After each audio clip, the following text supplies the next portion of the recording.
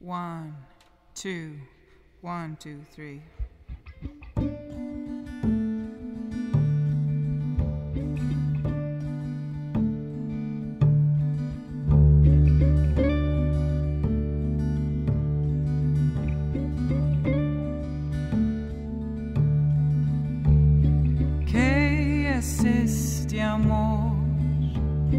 I kind of happened on this philosophy of becoming by Heraclitus. He's an ancient Greek philosopher, and it really struck a chord. The bottom line is that everything is always changing, and we're always in an act of becoming. We never just are. And I thought, oh my God, that's a beautiful title for an album. And then I thought, oh, these songs kind of feel like they're part of that philosophy. And so it just all of a sudden, it was like these different parts of my world just kind of came into place, and I thought, okay, it's time to do it. I often feel this quality of joy and sorrow, I guess, at the same time. And then Brazilian music, to me, is the epitome of what I was just talking about. It holds both elements. It's often like such a feel-good, you know, people, oh, this is such a great feel-good song, and then the lyrics are sad. So they put these two together, and I love that.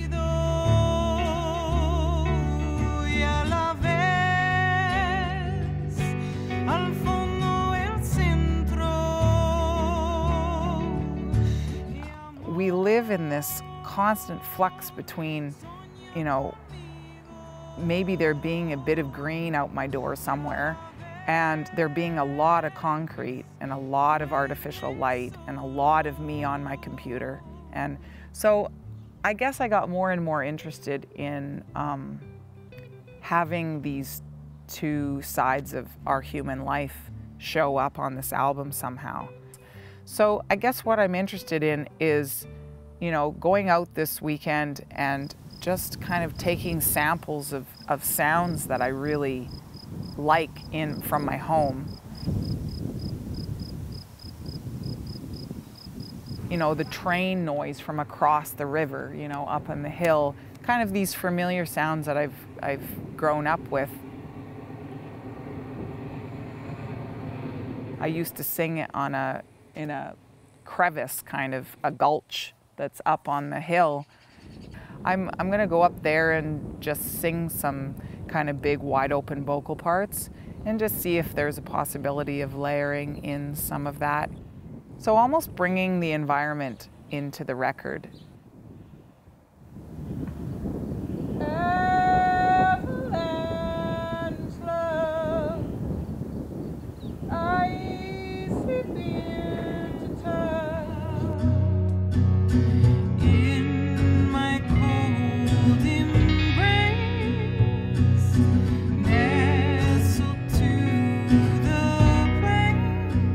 For some reason, I'm really enjoying Avalanche Love, which is half written, half in English and half in Portuguese.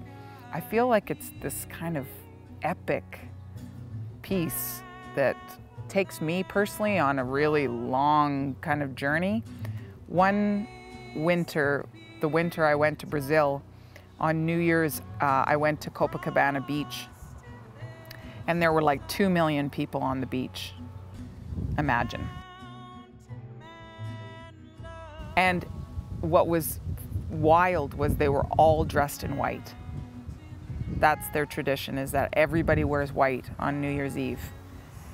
And they bring flowers, and they walk into the water with their flowers as an offering for the coming year. I had only been there maybe 4 or 5 days, and I was totally in awe. It totally made me cry. I was crying all night because it was so beautiful.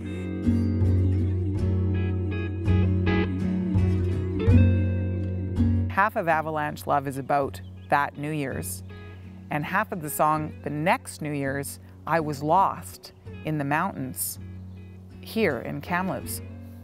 we got lost backcountry skiing.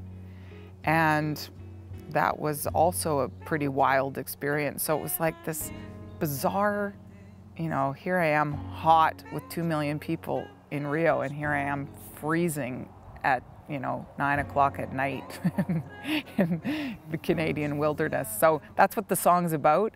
And to me, it really feels like it takes me on that wild life journey. When I was 8, the Kamloops Players, so the local theater company, was putting on a production of Annie. So my mom took me. I auditioned and I got an orphan part. I was the girl who said, "Oh my goodness, oh my goodness." And I remember just, you know, I had one little solo, "Hey ho, man, hey dapper man, you both got your smile, but brother, you're never fully dressed without a smile."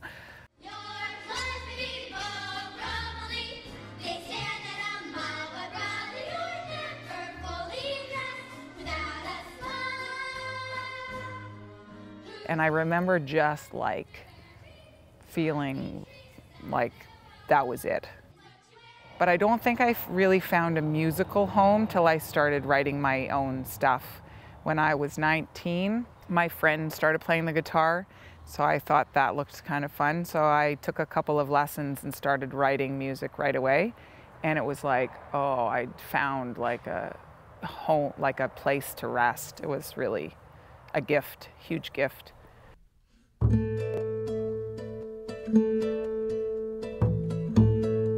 Almost always I find some chord that I'm just like, oh, I love that chord.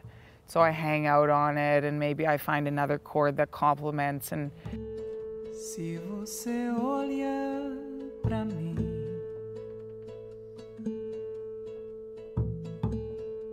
se me dá atenção. And then all of a sudden I start hearing some note or melody. And then other times it's like, you know, it's a little bit more plodding through and, you know, finding the right words. But man, is it ever magic when it just starts falling out.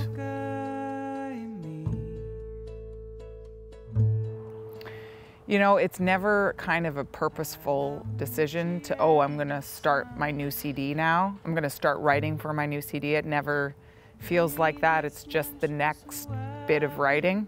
And then there comes a point where you're like, wow, I have like, you know, say 9, 10, 11 tunes, and they seem to go together. Okay, now I need to record it before I get so many, and then I'm on a new tangent. I was just talking to somebody a couple days ago about the feeling of another language and the way it actually changes the way you speak and changes the way you express yourself. And I also love the way, like especially right now I'm working more in Portuguese, and I love the way Portuguese feels. It's such a delicious kind of language. Nada tem sentido, Rio deste. Cheguei aqui.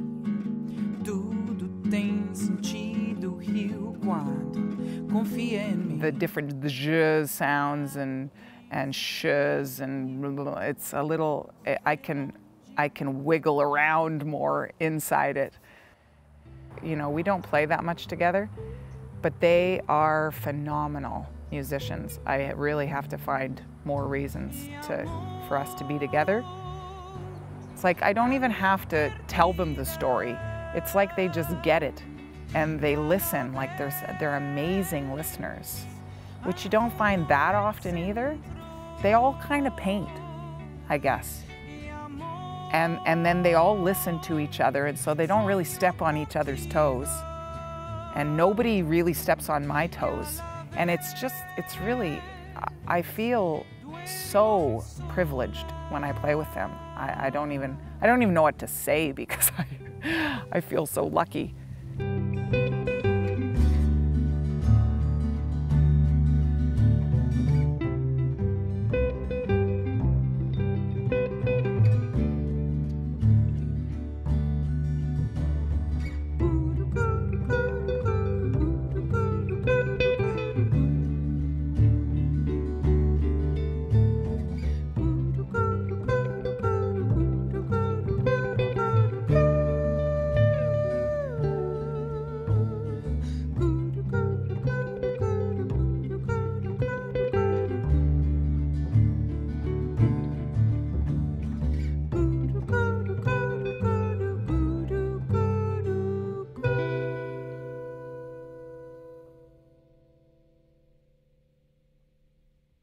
Sweet.